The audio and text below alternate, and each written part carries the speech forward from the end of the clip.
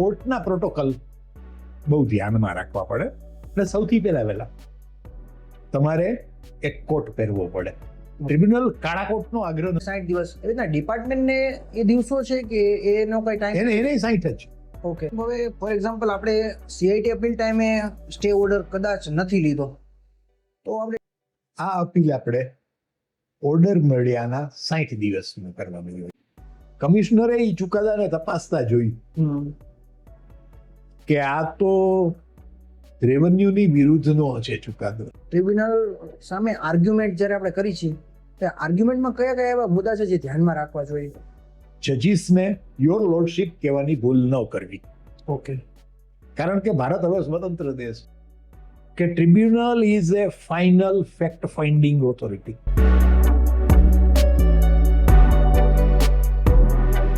પ્રથમ appeal CIT એ તો તમે બહુ સરસ રીતે સમજાવ્યું. હવે જ્યારે અસેસીને એમાં નિષ્ફળ જાય છે સીઆઈટી અપીલમાં તો એની પછીનો શું રસ્તો ઓપન થાય છે? હવે જે બીજું સ્તર છે એ ટ્રિબ્યુનલ પાસેનું ઓકે. જવાનું છે. Income tax appellate tribunal. હવે બે વાત આપણે સમજવા જેવી છે એમાં. કમિશનર અપીલ એ ઇન્કમટેક્સ ડિપાર્ટમેન્ટે ઊભું કરેલું મિકેનિઝમ છે. ઓકે. કમિશનર અપીલ કે જોઈન્ટ કમિશનર અપીલ જેણે ચલાવ્યું યસ. એ income tax department means central board of direct ટેક્સીસનો એમ્પ્લોય છે, ડિપાર્ટમેન્ટલ ઓફિસર છે. યસ. જ્યારે ઇન્કમટેક્સ એપેલેટ ટ્રિબ્યુનલ એ ministry of law and justice દ્વારા બનાવવામાં આવેલી સ્પેશિયલ મિકેનિઝમ છે. ઓકે. એટલે ટ્રિબ્યુનલ છે એ ઇન્કમટેક્સ ડિપાર્ટમેન્ટની બહારનું મિકેનિઝમ તરીકે જોવાનું હોય છે. ઓફકોર્સ એના ઉપર એને પૂરતો અધિકાર છે. ટ્રિબ્યુનલના હુકમનું પાલન કરવા માટે ડિપાર્ટમેન્ટ બંધાયેલું છે, એ પણ કાયદામાં જોગવાઈ છે. પણ it works under the ministry of law and justice and not the ministry of finance. Okay. એટલે સેકન્ડ અપીલ હંમેશા ટ્રિબ્યુનલમાં કરવામાં આવે છે. એટલે કમિશનર અપીલની સામે પણ થઈ શકે. એવી જ રીતે ઘણી વખત એવું પણ બન્યું હોય છે કે ઇન્કમટેક્સ ઓફિસરે ફેવરેબલ ચુકાદો આપ્યો. ઓકે. પછી કમિશનરે એ ચુકાદાને તપાસતા જોયું કે આ તો રેવન્યુની વિરુદ્ધનો છે ચુકાદો. એસેસમેન્ટ ઓર્ડર રેવન્યુની અગેન્સ્ટ જાય છે, રેવન્યુને નુકસાન પહોંચાડે છે અને ભૂલ ભરેલો છે, ખોટો છે, તો એ રિવિઝન કરી શકે. ઓકે. અને એનો હક છે. એટલે એને સેક્શન 263 નીચે પોતાના પાવર્સનો ઉપયોગ કર્યો ઓકે. અને વિરુદ્ધમાં ચુકાદો આપ્યો એસએસસીને. તો એ હુકમ કમિશનરનો છે. તો એને માટે તમારી પહેલી અપીલ જ ટ્રિબ્યુનલમાં થાય. ઓકે. એવી જ રીતે ઘણી વખત કરદાતા પણ ગયો હોય કે સાહેબ તમે રિવિઝન કરો. ઓકે. અને એમાં પણ કદાચ અગેન્સ્ટમાં ચુકાદો હોય. એટલે કમિશનર દ્વારા કોઈ પણ ચુકાદા આપવામાં આવે તો એની ફર્સ્ટ અપીલ હંમેશા ટ્રિબ્યુનલમાં થાય છે. ઓકે. બહુ એપરન્ટ દાખલો હોય તો ટ્રસ્ટ છે એને ઇન્કમટેક્સ એક્ટની સેક્શન 12A નીચે રજીસ્ટ્રેશન કરાવવાનું હોય છે. એને માટે જે પોસ્ટ ઊભી કરવામાં આવી છે ને એ કમિશનર એક્ઝેમ્પશનની છે. ઓકે. એમની પાસે અરજી કરવામાં આવે, ઓફકોર્સ વન્સ અગેન અપલોડ કરવાની. પછી એને સાંભળવું હોય તો સાંભળે, નોટિસ આપવી હોય તો આપે, ના આપવી હોય તો એ પોતાની રીતે નિર્ણય લે. ક્યારેક ફેવરેબલ લે ને ક્યારેક અગેન્સ્ટમાં પણ આવે. તો એ નિર્ણયની સામેના અપીલ છે એ તમારે સીધી ટ્રિબ્યુનલમાં જ થાય. એટલે પહેલી અપીલ હંમેશા ત્યારે ટ્રિબ્યુનલમાં થાય. ઓકે. ટૂંકમાં કમિશનરે આપેલા હુકમની સામે તમારે અપીલ ટ્રિબ્યુનલમાં ટ્રિબ્યુનલમાં. કરવાની Okay, હોય done. છે. એટલે એ પણ ટ્રિબ્યુનલની અંદર જઈ શકે છે. કમિશનર અપીલે પેલી અપીલ તમારી રિજેક્ટ કરી છે તો તમે જઈ શકો છો. એલાઉ કરી છે અને પેલાની લિમિટ પેલાની બહાર છે, 60 લાખની મર્યાદાની બહાર છે, વધારે રકમ છે, તો ડિપાર્ટમેન્ટ પણ જઈ શકે છે. ઓકે. અને તો કરદાતા પોતે રિસ્પોન્ડન્ટ બનીને ઉભો રહે છે. એટલે એ કોર્ટની જેમ કાર્યવાહી કરે છે. આપણે જે વખતે વાત થઈ હતી કે સીઆઈટી ની અપીલ છે એની એક ટાઈમ મર્યાદા છે અને એમાં આપણે કીધું હતું કે 1000 રૂપિયાનું ચલણ ભરવાનું હોય છે. એવી જ રીતના ટ્રિબ્યુનલમાં સમય મર્યાદા શું છે? આપણને ઓર્ડર મળે ત્યાંથી અને એમાં જે ચાલાન છે એ કેટલાનું પે કરવાનું થાય છે? આ અપીલ થોડી ખર્ચાળ છે. ઓકે. એમાં 250 જગ્યાએ 500 રૂપિયાથી શરૂ કરી અને તમારી એસેસ્ડ ઇન્કમ શું છે એના પર મેક્સિમમ 10,000 રૂપિયા સુધી તમારે ટ્રિબ્યુનલની અપીલ પ્રોસેસિંગ ફી ભરવાની હોય છે. ઓકે. વન્સ અગેન ચલણ ભરવાનું.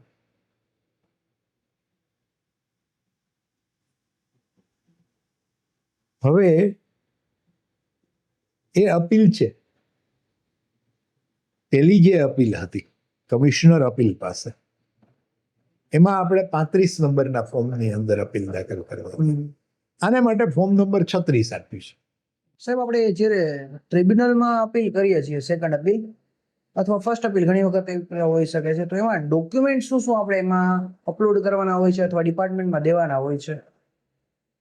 સૌથી પહેલા આ અપીલ આપણે ઓર્ડર મળ્યાના 60 દિવસમાં કરવાની હોય છે. ઓકે. એટલે ફરી પાછા 60 દિવસ પૂરા ગણવાના. ઓકે. પેલા 30, 31 ને કારણે હા હા.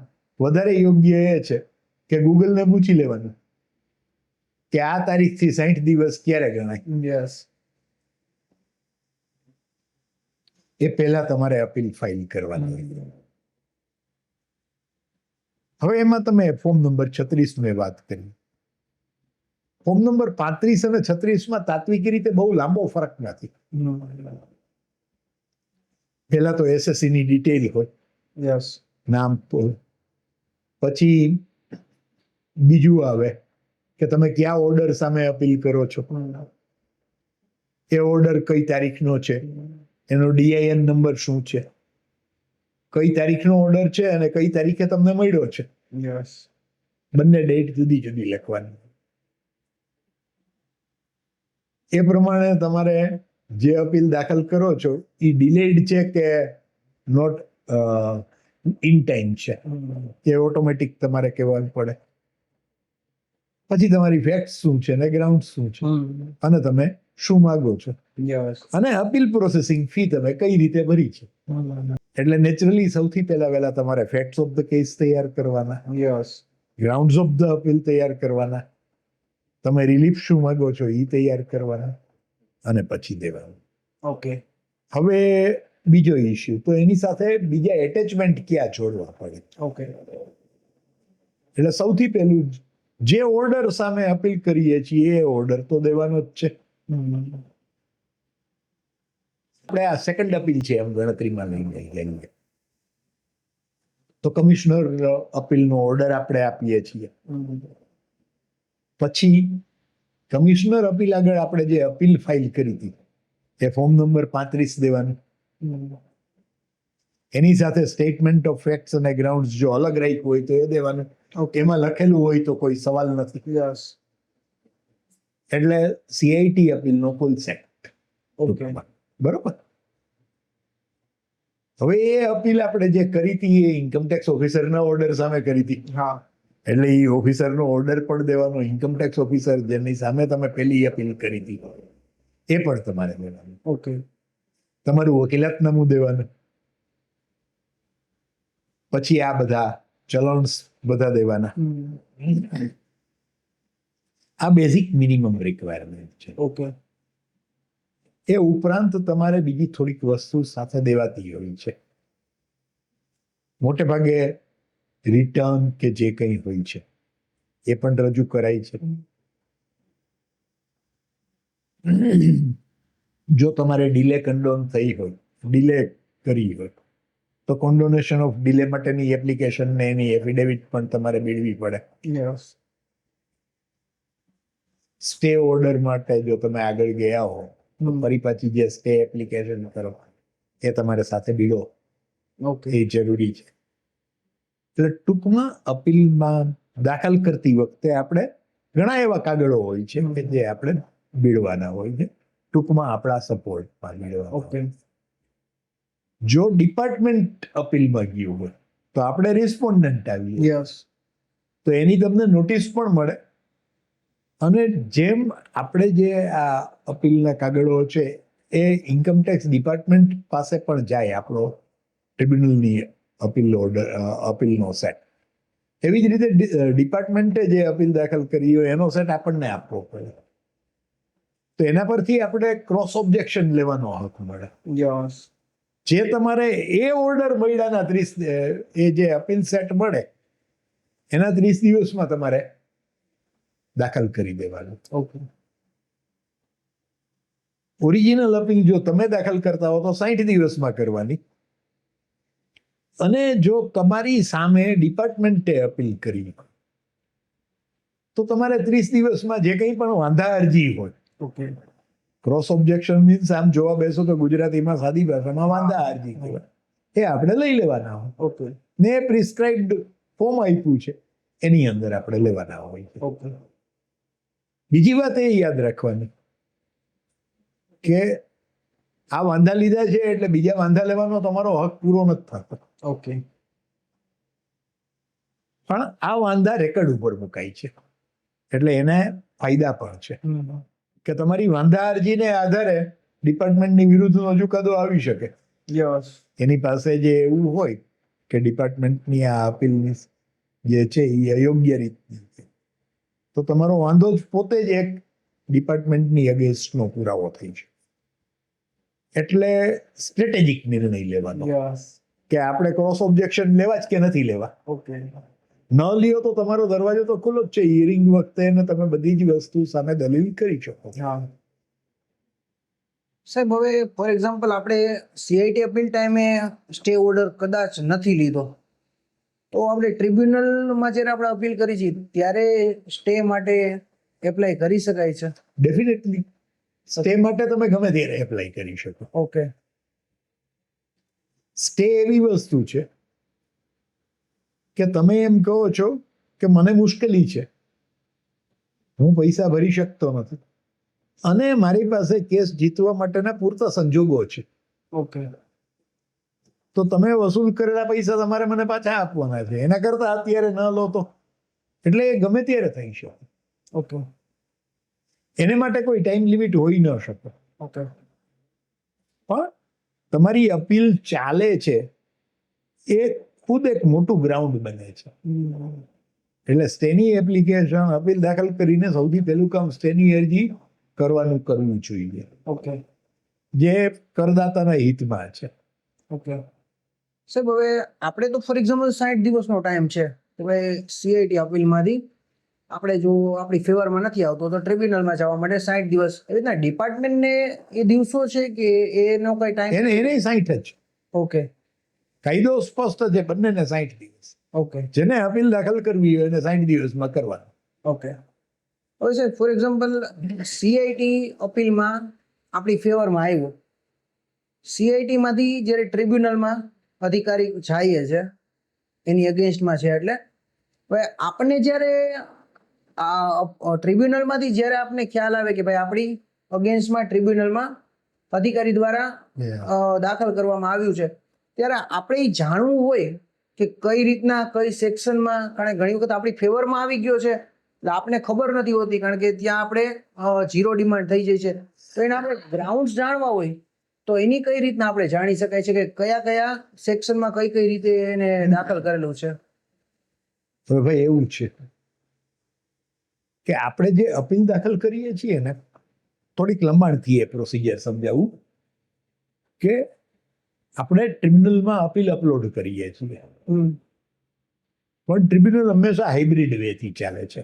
ઓકે. આપણે ગુજરાતનો દાખલો લઈએ તો ગુજરાતની અંદર ટ્રિબ્યુનલની 3 બેન્ચીસ છે. ઓકે. એક અમદાવાદની બેન્ચ છે, એક સુરતની છે, ને એક આપણા રાજકોટની પણ છે. ઓકે. એટલે અપીલ દાખલ કરશો એટલે તમને એકનોલેજમેન્ટ નંબર આવી જશે. પછી અપીલના 3 સેટ બનાવવાના કે આ મારું ફોર્મ નંબર 36, એની નીચે આ મારા ફેક્ટ્સ અને ગ્રાઉન્ડ્સ, એની નીચે 10,000 રૂપિયા ભર્યા એની પહોંચ ઓકે. ચલણ, એની સાથે અપીલનો ઓર્ડર મીન્સ સીઆઈટી અપીલનો ઓર્ડર, આઈટીઓ નો ઓર્ડર, ફોર્મ 35, આવી બધી વસ્તુ સાથે આપણે 3 સેટ દેવાના હોય છે. ઓકે. હવે 3 સેટ શા માટે એ તમને સમજાવું કે મોટે ભાગે આ બધા કેસો ડિવિઝન બેન્ચ આગળ ચાલે. ટ્રિબ્યુનલની અંદર એક એકાઉન્ટન્ટ મેમ્બર, ટ્રિબ્યુનલમાં મેમ્બર કહેવાય છે જને, અને બીજા જ્યુડિશિયલ મેમ્બર. એટલે એક ફેક્ટ્સ ઉપર ધ્યાન રાખે, બીજો લો ઉપર ધ્યાન રાખે. એટલે એ બંનેને માટે જ્યારે હિયરિંગ થતું હોય ત્યારે અપીલ સેટ છે એ પોતે બંનેને પોતપોતાની એક ફાઇલની અંદર ઈ જોવાના હોય, એટલા માટે 2 એને દેવાના હોય. ત્રીજો ડિપાર્ટમેન્ટ તરફથી જે કોઈને વિરોધ કરવાનો હોય એટલે ડિપાર્ટમેન્ટલ રિપ્રેઝેન્ટેટિવ પાસે ત્રીજો પહોંચાડે. એવી જ રીતે ડિપાર્ટમેન્ટ અપીલ દાખલ કરે ત્યારે એને એનો અપીલ સેટ છે ઓકે. એ પણ 3માં જ ફાઇલ કરવાના હોય. ઓકે. અને ઈ જે ત્રીજી કોપી છે તે આપણને આપવી પડે. યસ. એટલે આપણી પાસે એ કયા ફેક્ટ્સ ઉપર અને કયા ગ્રાઉન્ડ્સ ઉપર એ અપીલ લડે છે એ તાત્કાલિક ખ્યાલ આવી જાય. ઓકે. અને એના પરથી તો આપણે ક્રોસ ઓબ્જેક્શન લઈ શકીએ. યસ. એટલે ટ્રિબ્યુનલ તરફથી સમન્સ પણ મળે અને સાથે ત્રીજી કોપી આપણને ટ્રિબ્યુનલ આપે. અને જો ડિપાર્ટમેન્ટે પ્રિન્ટ આઉટ ન કાઢેલું હોય અને ડિપાર્ટમેન્ટ ટ્રિબ્યુનલને ન આપ્યું હોય તો આપણે આરામથી માગી શકીએ. એ જ પોતે આપણે એમ કહી શકીએ કે તમે મને સેટ આપો એટલે હું ક્રોસ ઓબ્જેક્શન લઈશ. ઓકે. એટલે જે 30 દિવસમાં ક્રોસ ઓબ્જેક્શન લેવાના હોય સેટ મળ્યાના 30 દિવસથી શરૂ થાય. ઓકે. સમરી પછી સ્ક્રુટિની એસેસમેન્ટ પણ કર્યું, એની અંદર આપણી વિરુદ્ધનો ચુકાદો આવ્યો, પછી આપણે અપીલ દાખલ કરી, એમાં પણ આપણી વિરુદ્ધનો ચુકાદો આવ્યો. પણ દરેક વખતે ક્યાંક પુરાવા રજૂ કર્યા હોય. યસ. આઈટીઓ આગળ પણ રજૂ કર્યા હોય અને કમિશનર આગળ પણ રજૂ કર્યા હોય. તો આ બધી વસ્તુ ડિપાર્ટમેન્ટના રેકોર્ડ ઉપર છે. હા.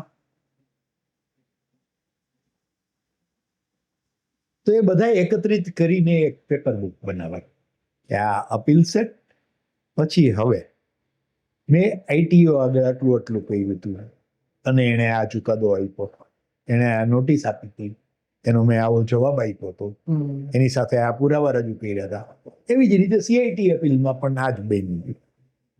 એટલે આ બધાનો એક સેટ તૈયાર કરવાનો, એ સેટ તૈયાર કરી અને વ્યવસ્થિત રીતે ગોઠવવાનો. ડેટ વાઇઝ કે પેલા સૌથી નીચે કદાચ તમે એસેસિંગ ઓફિસર આગળ જે પત્ર વ્યવહાર ને એ બધું હોય એ તમે ગોઠવો, પછી એના ઉપર તમે કમિશનર અપીલ આગળ જે પત્ર વ્યવહાર ને જે બધું થયું હોય એ ગોઠવો, અને પછી એનું ઇન્ડેક્સ બનાવવાનું પાના નંબર આપીને કે પાના નંબર 1 થી એટલામાં આ છે, પછી દાખલા તરીકે કે 4 પાનાનો ડોક્યુમેન્ટ આપ્યો તો 1 to 4 આ છે, પછી 5 થી આટલા નંબર સુધી આ છે. એટલે એની બુકલેટ તૈયાર થઈ જાય. એની તમારે 3 કોપી ડિપાર્ટમેન્ટને દેવાની હોય, જેને પેપર બુક કહેવામાં આવે છે. એટલે ટૂંકમાં તમારે પુરાવા. એમાં તમારે એ પણ સર્ટિફાઈ કરવાનું હોય કે આ બધા ડોક્યુમેન્ટ ડિપાર્ટમેન્ટની અંદર પડ્યા છે, અને ન હોય તો કે આ ડોક્યુમેન્ટ નથી બાકીના છે. હા. બંને બની શકે. એટલે એ વસ્તુ તમે ત્યાં રજૂ કરો છો. યસ. પાના નંબર નાખીને રજૂ કરો છો. 3 કોપીમાં આપો છો. સ્વાભાવિક છે કે ચોથી આપણે માટે કોપી બનાવી દે છે. એ 3 કોપીમાં રજૂ કરી. બીજું તમારા જે ગ્રાઉન્ડ્સ છે એની તરફેણમાં તમારી પાસે કેટલાક ચુકાદાઓ પણ હશે હા કે અમુક કોર્ટોએ અમુક આ બાબતમાં આવી બાબતમાં આવું જજમેન્ટ આવ્યું. ક્યાંક તમને બેનિફિશિયલ સર્ક્યુલર પણ મળે ને CBDT ને, યસ ક્યાંક પ્રેસ રિલીઝ મળે. હા કોઈ વાર નાના પ્રધાને આપેલું હોય, કોઈ વાર CBDT ને ઓફિસર્સ મારફત આપવામાં આવેલું હોય. જ્યારે કાયદો રજૂ કર્યો હોય ત્યારે કે એની અંદર સુધારો કરતા હોય ત્યારે ગવર્મેન્ટ છે એ એક્સપ્લેનેશન એ રીતે આપે કે આ ફેરફાર કરવા માટે અથવા આ કાયદો રજૂ કરવા માટેનું આ કારણ છે, અથવા તો આ સેક્શન દાખલ કરવા માટેનું કારણ આ છે. યસ તો એ જે કારણ છે એ પણ એક મહત્વનું કારણ બની શકે. યસ એટલે એ બધાને માટે ભેગું કરી અને એની એક બીજી પેપર બુક બનાવવાની. ઓકે મારી ટેવ પ્રમાણે એનું નામ આપું છું compilation of case laws and circulars. Okay એને પાછા પાના નંબર આપવાના, ઇન્ડેક્સ બનાવવાનું અને આપવાનું. યસ એટલે સૌથી પહેલા આ બે કામ કરવાનું. હવે ટ્રિબ્યુનલની અપીલ છે એ સ્ટ્રેટેજિક છે, એ સમજવાનું. માત્ર આપણે જ દલીલ નથી કરવાની, ડિપાર્ટમેન્ટ પણ સામુ દલીલ કરશે. યસ એટલે તમારે જે તૈયારી કરવાની હોય એમાં સૌથી પહેલા એ જોવાનું કે આપણી વિરુદ્ધની કઈ આઈટમો છે. ઘણી વખત આપણે ત્યાં અસીલો છે ને એને ટેવ પડી ગઈ હોય છે. આપણે આપણી વિરુદ્ધનું શું કામે જોવાનું? એ તો ઓલો બોલશે. યસ ઓલો એટલે આપણે ખરેખર એને ઓલો ન કહેવાય. ડિપાર્ટમેન્ટના એક બહુ માનનીય વિદ્વાન પ્રતિનિધિ હોય છે, યસ પણ એ બોલે, આપણે આપણી દલીલ કરી લીધી,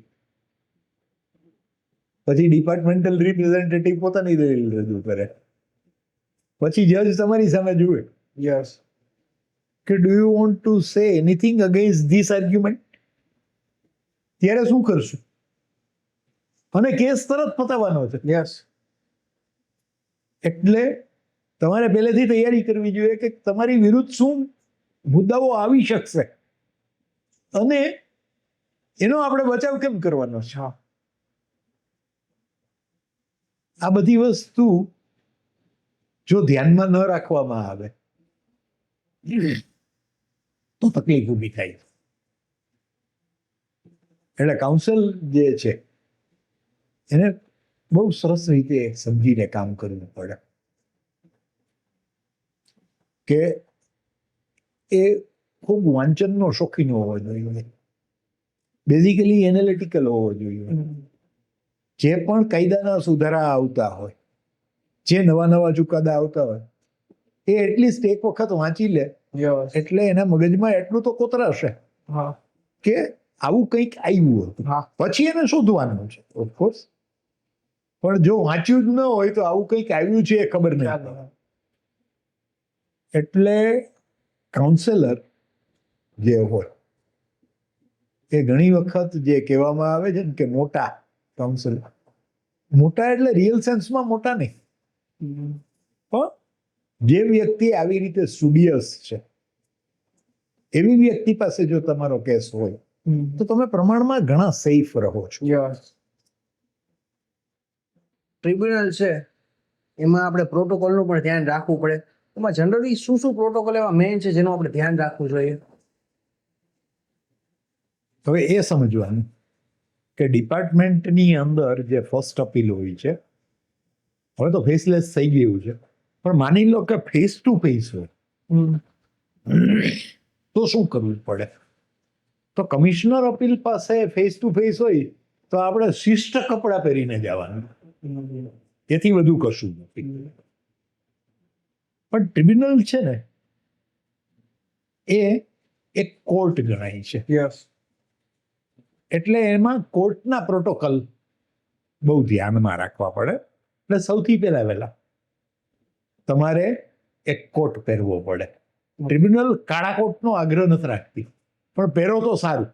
યસ. બીજું ટાઈ પહેરો.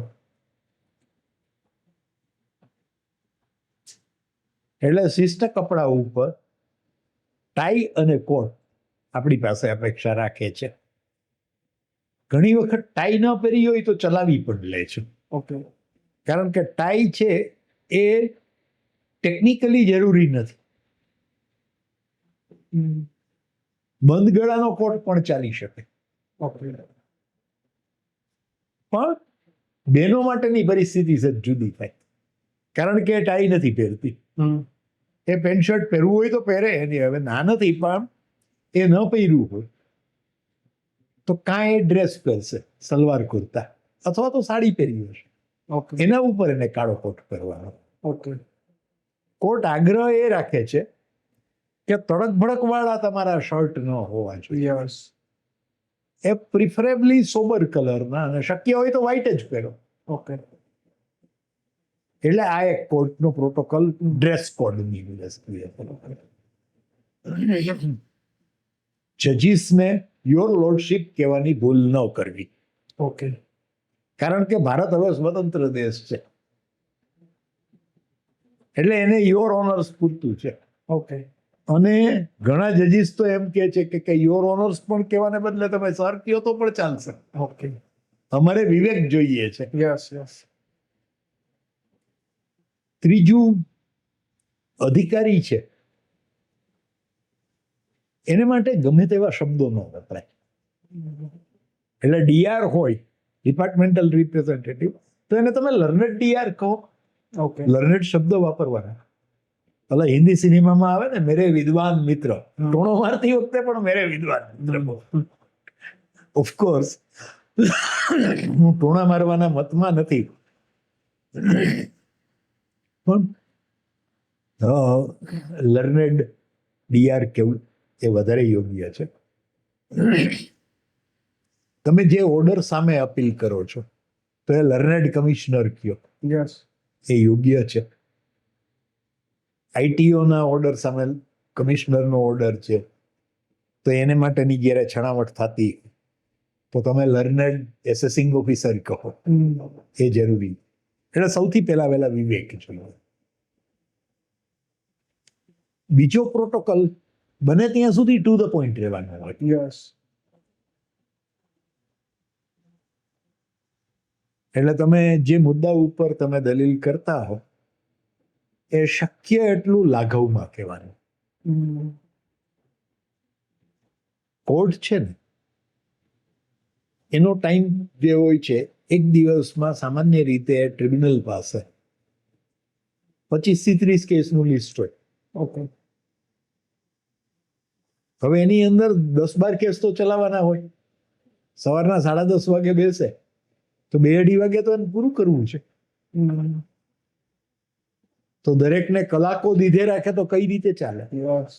અને હવે તો તમારે આ અપીલ છે, અપીલની અંદર કઈ કોઈ સાક્ષીઓની ઉલટ તપાસ કે એવું છે ને, ઇટ ડઝન્ટ ટેક ટાઈમ. એટલે તમે જેટલું સ્પષ્ટતાથી ઓછા શબ્દોની અંદર કહી શકો એ તમારે ધ્યાનમાં રાખીને કરવાનું. જજીસ ક્યારેક તમને ટોણો મારી લેશે. ઓકે. કે ભાઈ ટૂંકું કરો, એટલે બહુ લાંબુ બોલવાની આદત ન રાખવી. કોઈ બહુ ફેન્સી વર્ડ વાપરવાને બદલે ટેકનિકલ બાબતોની અંદર ટેકનિકલ શબ્દોથી પૂરું કરવાની કોશિશ કરે. ઉશ્કેરાવું નહીં. આ બધા રૂટીન પ્રોટોકોલને જો ધ્યાનમાં રાખો તો તકલીફ ન પડે. ઓકે. સાહેબ, તો આપણે ટ્રિબ્યુનલ સામે આર્ગ્યુમેન્ટ જ્યારે આપણે કરી છીએ તો આર્ગ્યુમેન્ટમાં કયા કયા એવા મુદ્દા છે જે ધ્યાનમાં રાખવા જોઈએ? આ બહુ કી ક્વેશ્ચન છે ભાઈ. કારણ એ છે કે તમારે મુદ્દાસર આર્ગ્યુમેન્ટ કરવાની છે. યસ. તમારી સામે પણ અમુક મુદ્દાઓ આવે તો એના જવાબ પણ આપવાના છે. યસ. એટલે એ તૈયાર રાખવાના. આપણે જે આર્ગ્યુમેન્ટ કરીએ છીએ ત્યારે આપણે ઘણી વસ્તુ દેખાડવાની હોય ને.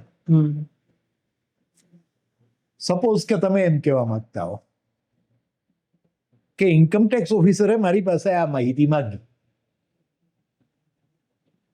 જે મેં આ તારીખના પત્રથી આપી છે, તો એ કેમ ખબર પડે? એટલે તમારે એમ કેવું પડે કે your honours, I would like to draw your kind attention to page number so and so of my paper. Yes. પછી એની અંદર એમ કહેવાનું kindly refer to para number so and so, અને પછી એ લીટી વાંચવાની કે ઓફિસરે મને પૂછ્યું હતું ને એનો મેં આ જવાબ આપ્યો હતો. તો પછી એને મારી વિરુદ્ધમાં શું કામ જજમેન્ટ આપવું જોઈએ? This is the mode of argument.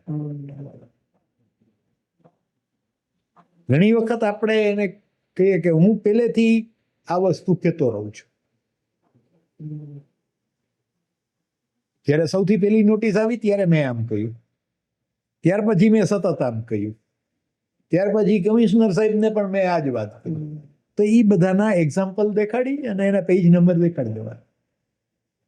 મોટે ભાગે જજીસ નોટ કરતા હોય, યસ. પણ વધારે યોગ્ય શું કહેવાય એવું હું તમને કહું. તમારે આ બધી વસ્તુ પેપરમાં મૂકી રાખવાની, લખી રાખવાની, અને એનો 3નો સેટ ત્યાં પકડાવી દેવાનો યસ. કે this is my return submission. મોટે ભાગે જો તમે સારા લિટિગેટર હો તો કાઉન્સેલર શું કરે ખબર? I had submitted my return submission on this particular date. I request your honor to kindly take into consideration and consider to have been pressed duly. Okay. એટલે મેં આ બધી દલીલો તમારી પાસે કરી છે. યસ. ટ્રિબ્યુનલની અંદર હાઇબ્રિડ મેથડ છે, એટલે કોઈક લોકો વર્ચ્યુઅલી પ્રેઝન્ટ થતા હોય છે વિડીયો કોન્ફરન્સિંગમાં, અને કોઈક પ્રેઝન્ટ થતા હોય. આ બધાનું ટ્રાન્સક્રિપ્શન થાય છે. એટલે તમે આ બોલ્યા હો તો એની પ્રિન્ટેડ વસ્તુ, તમારી દલીલ છે એ પ્રિન્ટેડ જજ પાસે આવતી હોય છે. ઓકે. એટલે તમે આ વસ્તુ કયો, હવે એની અંદર તમે આ જે તમે દલીલો કરી છે એની અંદર પેપર બુકના અને એને લાગુ પડતા ચુકાદાનો તમે જે compilation of paper book case lose છે એમાં તમે ધ્યાન દોર્યું છે. હવે એ પેજ નંબરનો તમે રેફરન્સ બ્રેકેટમાં રાખો, kindly refer page number so and so of paper book, અથવા તો સો and so of compilation of the case loss. એટલે એ બધી વસ્તુ કન્સિડરમાં આવી જાય. અને ક્યારેક કોઈ વખત એવું બને કે તમને એમ કે હવે સાહેબ બહુ દલીલ નથી કરવી, તો તમારે મૂકવું થવું પડે. ઓકે. તો તમારી અડધી દલીલો રહી ગઈ હોય તો શું કરવું? એટલે આ બધી વસ્તુ શું છે, તમે લેખિત આપ્યું હોય અને તમે કહ્યું હોય કે એ લેખિત છે એ મેં આર્ગ્યુમેન્ટ રજૂ કરી છે એમ ગણજો, એટલે એ પોતે જ સામેથી કહેશે કે all right that we will read. તમને ના પાડવું હોય કારણ કે એને બીજો ટાઈમ ના હોય તો કે we will consider your written arguments. એટલે આપણે કહેવાનું કે all right sir, okay, oblige sir. પછી ડીઆર કરે. હવે એનું તમારે રેફ્યુટ કરવું હોય ને તો સૌથી પહેલા તમારે કે મારી સામે આ મુદ્દા આવે, એ દરેક મુદ્દો જુદો જુદો ટાંકી અને એક પેપરની અંદર તમારે 4 કોપીમાં પ્રિન્ટ કરી રાખવું. આ બહુ પ્રેક્ટિકલ વસ્તુ. Yes, yes. એટલે એને દાખલા તરીકે તમને એમ હોય કે તમારી સામે આ 10 મુદ્દાઓ આવશે, પણ એને 2 જ મુદ્દાઓ ઉઠાવ્યા, તો એ 2 જ પેપર કાઢવાના. એટલે એ બેની આમ 3 કોપી કાઢી 2 કોપી સાઈડને દેવાની કે એની સામેનું મારું સબમિશન છે એના આ 2 પેજ અને આ એક ડીઆર માં આવ્યું, અને આ મુદ્દા નંબર 2 આ એની સામેનું મારું આ રિટર્ન સબમિશન અને એનું 1 પેજ આ આવ્યું. એટલે સૌથી પહેલી એ છાપ પડે કે કાઉન્સેલર તૈયાર થઈને આવ્યા છે. યસ. અને બીજું ડીઆર ને એનો જવાબ મળી ગયો, હવે એને કઈ બોલવાનું નથી રહેતું. એટલે પછી કોર્ટમાં સામાન્ય રીતે જજ કહી દેશે કે all right we will consider it, the case is heard, chapter પૂરું થઈ ગયું. ઘણી વખત મોટા મોટા કેસો 10 મિનિટમાં પૂરા થાય છે, બને છે. અને ઘણી વખત દલીલો લાંબી પણ ચાલે છે. હું એમ નથી કહેતો કે ન, પણ જો તમારે તમારો કેસ બહુ સહેલાઈથી વહેલી તકે પૂરો થઈ જાય એના જેવું કરવું હોય તો તમારે બહુ ધ્યાનથી તૈયારી કરીને જવાનું. ટ્રિબ્યુનલની બાબતમાં એક વાત બહુ જ અગત્યની યાદ રાખવાની કે tribunal is A final fact finding authority.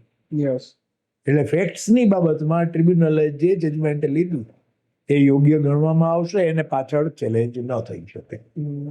એટલે તમારે ખાસ કરીને ફેક્ટ્સને લગતી બાબતો એને તમારે વ્યવસ્થિત રીતે રજૂ કરેલી હોય એ જરૂરી છે. સાહેબ, તો આપણે જે મુજબ કીધું કે ટ્રિબ્યુનલ છે એ ફાઇનલ ફેક્ટ ફાઇન્ડિંગ ઓથોરિટી છે, તો આગળ કઈ આપણી પાસે સ્કોપ છે કે નથી? સ્કોપ તો હોય પણ જરા જુદી રીતે હોય. ઓકે. એક વસ્તુ સમજીએ, લિટિગેશનનો એક સમયે અંત આવવો જોઈએ. Yes. The case must be finalized at particular moment. એટલે જ્યાં સુધી ક્વેશ્ચન ઓફ ફેક્ટની વાત આવે છે ત્યાં સુધી ટ્રિબ્યુનલ છે એ ફાઇનલ છે. ક્વેશ્ચન ઓફ લોને માટે ટ્રિબ્યુનલનો અગેન્સ્ટમાં જે ચુકાદો આવ્યો હોય એની અંદર જે કાનૂની મુદ્દા સામે તમારે વાંધો હોય, ઇન્ટરપ્રિટેશન માટે કે કાયદો આમ કહે છે માટે આમ કરવું જોઈતું હોય એમ કેવું હોય તો તમારે હાઈકોર્ટમાં જઈ શકાય છે અને સુપ્રીમ કોર્ટમાં જવાય છે. ઓકે. જેમ મેં 2024 પેલા સર્ક્યુલરની વાત કરી ને કે ડિપાર્ટમેન્ટે કેટલી રેવન્યુ લોસ છે એ અમુક મર્યાદાથી નીચી હોય તો તમે ઉપર અપીલમાં નથી જઈ શકતા. યસ. આપણે માટે એવું કોઈ બંધન છે નહીં. ઓકે. ફોર એક્ઝામ્પલ, હમણાં ટ્રસ્ટોમાં ઇન્કમ ટેક્સને માટે રજિસ્ટ્રેશન કરાવવાના ઘણા પ્રશ્નો ઊભા થયા હતા. એટલે કમિશનર એક્ઝેમ્પશન ઘણી વખત કોઈક એવા ગ્રાઉન્ડ ઉપર ટ્રસ્ટનું એક્ઝેમ્પશનને માટે 12A નીચેનું રજિસ્ટ્રેશન અટકાવી દીધું હોય. ક્યારેક એટીજીનું રિજેક્શન કર્યું હોય, રેકગ્નિશન હોય. આ બધી વસ્તુ છે ને એમાં તમે ટ્રિબ્યુનલમાં જાઓ, ટ્રિબ્યુનલ ક્યારેક તમારી વિરુદ્ધમાં ચુકાદો આપી દે, શક્ય છે. હવે દર વખતે એક મુદ્દો મહત્વનો ટ્રિબ્યુનલ પાસે આપણે મૂકીએ છીએ, બધા જ મૂકે છે કે મોટે ભાગે કમિશનર એમ કહેતા હોય કે આ જ્ઞાતિ માટે કંઈક કરે છે. યસ. અને સેક્શન 13(1)B એમ કહે છે કે જે ટ્રસ્ટ જ્ઞાતિ માટે સ્થપાયેલું હોય, કાસ્ટ બેઝ હોય, તો એને ઇન્કમ ટેક્સમાં રજિસ્ટ્રેશન ન મળે. માટે હું નથી, એટલે એને સેક્શન 11 નીચે ડિડક્શન ન મળે. યસ. એવી રીતે કહે છે. એટલે આપણે એક દલીલ કરીએ છીએ દર વખતે ટ્રસ્ટોમાં કે સર સેક્શન 13 જે શરૂ થાય છે, નવા કાયદાની અંદર એક વસ્તુ યાદ રાખજો, બહુ બદલાવ નથી આવ્યો. ઓકે. એનો એ જ કાયદો છે, માત્ર ભાષા બદલાની છે. યસ. એટલે અત્યારે હું જૂના કાયદાની વાત કરું છું. સેક્શન 13 શરૂઆત શું કરે છે? Section 11 and 12 shall not apply in case, અને પછી સેક્શન 13 ચાલે છે. ઓકે. બહુ મોટો સેક્શન છે, એમાં 10-12 જેટલા તો એક્સપ્લેનેશન છે, ઓકે. પ્રોવાઇઝો છે. એટલે એક કાયદો પોતે જ એક ક્લમઝી છે. એટલે અમે દલીલ એ કરીએ કે રજિસ્ટ્રેશન છે એ સેક્શન 12 A ઉપર છે, એટલે એ જુદો સેક્શન. યસ. આ એમ કે છે એ જે 13 નો આશરો લે છે એ સેક્શન 13 શું કહે છે કે 11 ને 12 લાગુ નહીં પડે. એગ્રીડ. 11 શું છે તો કે ડિડક્શન ને માટેની વાત છે. 12 શું છે? which income is to be considered and which income is not to be considered. Yes. એટલે section 12 is income part and section 11 is application part. Yes. હવે આ સંજોગોની અંદર સેક્શન 13 નો ઉપયોગ કમિશનર એક્ઝેમ્પશન કેમ કરે? કારણ કે એને તો રજીસ્ટ્રેશન આપવું કે ન આપવું એને નહીં કરવાનું, એને એસેસમેન્ટ નથી કરવાનું. યસ તો આ કાયદાનો મુદ્દો થયો કે નહીં? તો એને માટે તમે જઈ શકો.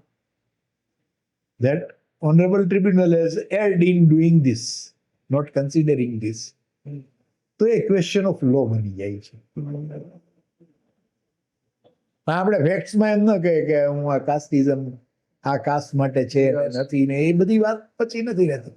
કારણ કે એમાં ફેક્ટ્સમાં એણે એમ કહ્યું કે it is for the benefit of XYZ caste. Yes તો વાત પતે છે. એટલે ટ્રિબ્યુનલ પછી તમે ક્વેશ્ચન ઓફ લો ને માટે, મિસ્ટેક ઓફ લો ને માટે તમે છેક સુપ્રીમ કોર્ટ સુધી જઈ શકો છો. યસ પણ એ ઇન્ટરપ્રિટેશન ઓફ લોમાં કરવી જોઈએ. હવે આપણે જોઈએ શા માટે કરવી જોઈએ. અગાઉ મેં કીધું કે કમિશનર અપીલ શેમાં છે? તો કે ઇન્કમટેક્સ ડિપાર્ટમેન્ટના એક ફર્સ્ટ અપીલના મિકેનિઝમની અંદર છે કે ITO એ ભૂલ કરી હોય યસ તો એ કમિશનર અપીલ સુધારશે. એટલે ડિપાર્ટમેન્ટે એક મિકેનિઝમ આપ્યું કે ફર્સ્ટ અપીલ એની પાસે ચાલે, એ કરે એટલે નીચેના વ્યક્તિએ એને સ્વીકારી લેવાનું. પછી માની લો કે વાંધો હોય, ડિપાર્ટમેન્ટને વાંધો હોય કે SSCને વાંધો હોય, તો બીજી અપીલ છે એ તમે ટ્રિબ્યુનલની અંદર કરો છો. યસ એ ministry of law and justice નીચે કામ કરે છે. એટલે કે ફેક્ટ્સની બાબતમાં કમિશનર અપીલ આગળ એ મેટર ચાલી છે, એમાંય ફેક્ટ્સ જોવાય છે, આમાં જોવાય છે. Now so far as facts are concerned or how the facts are there, which facts are not there, એટલે ફેક્ટ્સને લગતી કોઈ પણ બાબત છે એની ફાઇનાલિટી ટ્રિબ્યુનલે આવી ગઈ. અને લો માટે હવે તમે સુપ્રીમ કોર્ટમાં ને હાઈકોર્ટની અંદર લો, એને તો બધા જ કાયદાઓના સેક્ટર તપાસવાના છે ને. યસ આ તો માત્ર ઇન્કમ ટેક્સ એક્ટ હા, હા. નીચે કામ કરે છે, બીજું એ જોતી નથી. તો એને માટે સ્વાભાવિક છે કે હાઈકોર્ટ સુપ્રીમ કોર્ટનું પ્રેશર ઘણું વધારે હોય. તો એને પછી ફરી પાછો ઓલા જે ફેક્ટ્સ છે એ બાબતમાં એને ઊંડા ઉતરવાની જો ફરજ પાડવામાં આવે તો એનો લોડ વધી જાય. યસ એટલે આ સંજોગોની અંદર ન્યાયની અંદર that litigation must come to an end at a specific point. તો એ એટલો જ પોઈન્ટમાં આવ્યું છે, બીજું કશું નથી. એટલે આપણે જે ઇન્ટરપ્રિટેશન ઓફ લોની બાબત છે એ લઈને તમે પાછા હાઈકોર્ટ સુપ્રીમ કોર્ટમાં જઈ શકો છો. ઓકે કોન્સ્ટિટ્યુશનલ મેટર હોય તો તમે જઈ શકો છો. અને they are court of the equity. હું ટ્રિબ્યુનલનો એક પર્સનલ અનુભવની દ્રષ્ટિએ કહીએ તો ઇન જનરલ ટ્રિબ્યુનલ ન્યાય કરવા બેઠી છે. યસ મોટે ભાગે ટ્રિબ્યુનલના ઓર્ડર હોય છે ને એ આવ્યા પછી SSCની અગેન્સ્ટમાં આવ્યો હોય ને તો પણ SSC મોટે ભાગે એમ કહે છે કે સાહેબ એણે જસ્ટિસ તો કર્યો છે. હા હા સી આ એક બહુ અગત્યની વસ્તુ છે કે they are doing justice, they here you, A properly interpret કરે છે. એવું નથી કે આપણા જ કાન પકડે છે. હા તમે ભૂલ કરી હોય તો એ તમને કહે છે, પૂછે છે કે આવું તમે શું કામે કહ્યું, why you should do it. Yes કોઈ પણ કોર્ટ છે એને ખોટું ચલાવી લેવું જોઈએ એવો આગ્રહ ન કરે. કોઈને ત્યાં દરોડો પડ્યો અને એની તિજોરીમાં કેશ પકડાણી અને પછી કે હવે મને છોડી મૂકવો જોઈએ હા કે મારી પાસે દંડ ન લેવાય, એવી વાત ન હોય. હા then you have to accept કે તમારી તિજોરીમાં કેશ હતી એ તમારી હતી, હા કે તમે બેનબરી સોદા કર્યા છે અને એના આ પુરાવા પકડાણા છે તો હા એ કર્યા છે, એ તમારે એક્સેપ્ટ કરવું જોઈએ. ટ્રિબ્યુનલ પણ એ રીતે એસેસ કરે છે ને પછી જસ્ટિસ આપવાની કોશિશ કરે છે. એટલે મેં જે તમને ટ્રસ્ટના રજીસ્ટ્રેશનના કેસમાં બતાવ્યું તો એની અંદર એ એમ જ કહે છે કે આ દલીલ કરવામાં આવી હતી અને એની સાથે અમે સહમત છીએ. યસ માટે હવે કમિશનર એક્ઝેમ્પશનને અમે ઓર્ડર કરીએ છીએ કે તમે આ બાબતને લક્ષમાં લઈને નવેસરથી રજીસ્ટ્રેશન પ્રોસેસ પૂરી કરો. we set aside this file to the file of the commissioner exemption to consider our viewpoints mentioned as above and make the de novo અથવા તો fresh order for the registration. Okay આટલું બધું લખીને આપ્યું હોય એટલે એને પછી શું કરવાનું કે હવે આ નથી જોવાનું, માત્ર આટલું જ જોવાનું. બની શકે કે ટ્રસ્ટે કામગીરી બરાબર ન કરી હોય, ક્યાંક કોઈક કાયદાનો બીજો ભંગ કર્યો હોય તો એને માટે એ પાછો ઓર્ડર આપી શકે, પણ માત્ર ખાસ બેઝ છે એ તમારે નથી જોવાનું. વાત પતી જાય, આપણને ન્યાય મળ્યો લાગે. ઘણી વખત એવા પણ કિસ્સાઓ બનતા હોય છે કે એસએસસી એ કોઈ નોટિસના જવાબ જ ના આપ્યા હોય અને કે ખબર નથી પડતી. હવે એ પોતે નથી સમજતા દરેક જણ કે તમે રિટર્ન છે ઈ ફાઇલ કર્યું, એ કે એસએસસી ને ઈ ફાઇલિંગની પ્રોસેસ વિશે ટેકનિકલ જ્ઞાન નથી. અચ્છા, રિટર્ન તમે ફાઇલ કરો ત્યારે આવડે છે, પછી અચાનક ભૂલી જાવજો નોટિસ આવે ત્યારે, પછી પાછો ઓર્ડર આવે છે ત્યારે કમિશનર અપીલને ઓર્ડર પાછો ઓલું જે અપીલ ફાઇલ કરતી વખતે પાછો તમને આવડી જાય છે, પછી એ નોટિસ આવે ત્યારે તમે પાછા ભૂલી જાવ છો કે આ છે શું. એટલે સમજી શકાય કે એને ન ખ્યાલ હોય, સમજી શકાય કે એના જે વકીલ સાહેબ હોય તો એના કન્સલ્ટન્ટ એને આ બધું જોયું ન હોય. તો એની અંદર એમ કે ઓલ રાઈટ, તમને ફરી પાછી તક આપું છું. એટલે સુધી ટ્રિબ્યુનલ ઉદાર થાય છે કે હવે જવાબ આપજે, અને એ પોર્ટલમાં જ મુકાશે નોટિસ. મને નથી આવડતું એવું બીજી વાર ન બોલતો, હવે ટપકો આપીને આપે છે. તો એક તક મળે છે ડિપાર્ટમેન્ટને, ઓફિસર્સને. આવી રીતે કહેવામાં આવે છે કે એટ્રોસિટી ન, ટેક્સ ટેરર નથી કરવાનું. તમારે ટેક્સ કલેક્ટ કરવાના છે, it is necessary, it's a part of your duty, but don't go for the terrorism. Tax terrorism is a very bad thing, અને અપીલ એને માટેનો સીધો અને સાચો રસ્તો છે. ઓકે સાહેબ, તો તમે જે સીઆઈટી અપીલ ને ટ્રિબ્યુનલ, જે બધાને લગભગ કન્ફ્યુઝિંગ વાળો ટોપિક હોય છે, અસેસી હોય, ઘણી વખત કન્સલ્ટન્ટને પણ ક્યાંક મિસમેચ કે મિસ્ટેક રહી જાય છે, જેને લીધે ટાઈમ બાર થઈ જાય છે કે ટાઈમે અપીલ નથી કરી શકતા, ને જેને લીધે એક અસેસીને ડિમાન્ડ ક્રિએટ થાય છે, ઊભી થાય છે, અને પે પણ કરવા પડે છે. એના વિશે બહુ સરસ રીતે સમજાવ્યું સાહેબ. તો અંતે તમે અમારા વ્યુઅરને શું કહેવા માંગો છો? સૌથી પહેલી વાત કે આપણે રિટર્ન ભરીએ ત્યારે પૂરતી કાળજી રાખીએ, કારણ કે લગભગ 200-300 કેસમાં એકાદો કેસ સ્ક્રુટિનીમાં આવે છે, એથી વધારે નથી આવતા. તો 300માંથી 299 કેસ તમારા રિટર્ન પર ભરેલા આધારિત હોય તો રિટર્ન ભરતી વખતે કાળજી રાખો. હવે ઈ ફાઇલિંગ છે એટલે ઘણી વસ્તુ નથી થઈ શકતી, છતાંય કાયદામાં અસ્તિત્વ ધરાવે છે. જેમ કે દાખલો આપીએ, પાર્ટનરશિપ ફોર્મ હોય ને તો એનું પેલું રિટર્ન ભરો તો તમારે પાર્ટનરશિપ ડીડની નકલ દેવી પડે. હવે ઈ ફાઇલિંગ પોર્ટલ ઉપર કેમ દેવી? સમજ્યા? એમાં ચેન્જ થાય ત્યારે પાછી નકલ દેવી. ઈ ફાઇલિંગ પોર્ટલ ઉપર કેમ દેવી? એટલે આવા ઇસ્યુ તો છે જ અને રહેવાના છે. પણ તમે ખોટું રેડિયો બટન દાબો, ત્યાંની ખોટી ટીક કરી, એને કારણે મશીન તો પોતાની રીતે પ્રોસેસ બરોબર જ કરવાનું છે. ત્યારે તમારી પાસે અપીલમાં જવા સિવાય સ્કોપ ન રહે. એટલે સૌથી પહેલા જો અપીલને એવોઇડ કરવી હોય તો રિટર્ન ભરતી વખતે પૂરતી કાળજી રાખો, ખોટા ઓપ્શન્સ સિલેક્ટ ન થઈ જાય એનું ખાસ ખ્યાલ રાખવું જરૂરી છે. એટલે સૌથી પહેલી વસ્તુ આ છે. બીજું, અપીલ છે એ એસએસસીને આપવામાં આવેલ કાનૂની હક છે. એને ન્યાય મળે એ માટે વ્યવસ્થા ઊભી કરવી એ સરકારની જવાબદારી છે.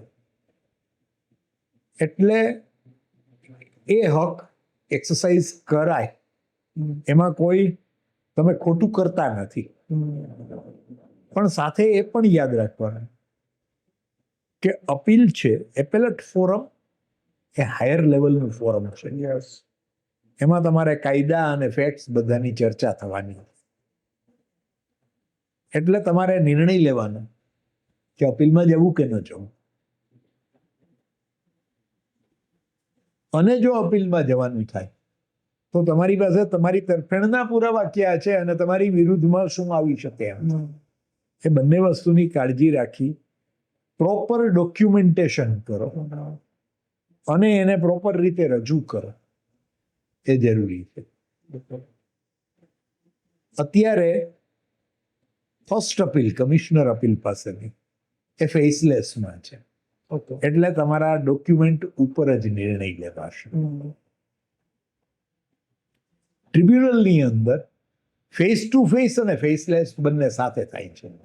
વર્ચ્યુઅલ એપિયરન્સ પણ આવે છે, but yes you have to appear before the honourable members of the tribunal.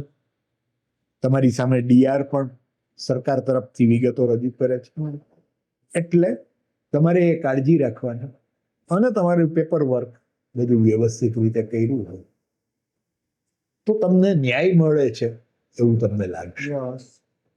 અને હાયર ઓથોરિટીઝ પાસે જેમ જેમ જતા જાવ એમ ખર્ચા વધતા જાય. માટે જ મેં પહેલા કહ્યું કે તમે તમારું રિટર્ન ભરતી વખતે પૂરતી કાળજી રાખો. That is the best solution. નહીં તો પછી જવું પડે તો તમે જાઓ અને કોઈ સંકોચ રાખવો નહીં. આ મારો શ્રોતાગણને સંતોષ છે. ઓકે સાહેબ, તમે તમારો કિંમતી સમય આપ્યો એ માટે આપનો ખૂબ ખૂબ આભાર. અને વાતો વિથ મૌલિક યુટ્યુબ ચેનલ તરફથી આપને એક ગિફ્ટ.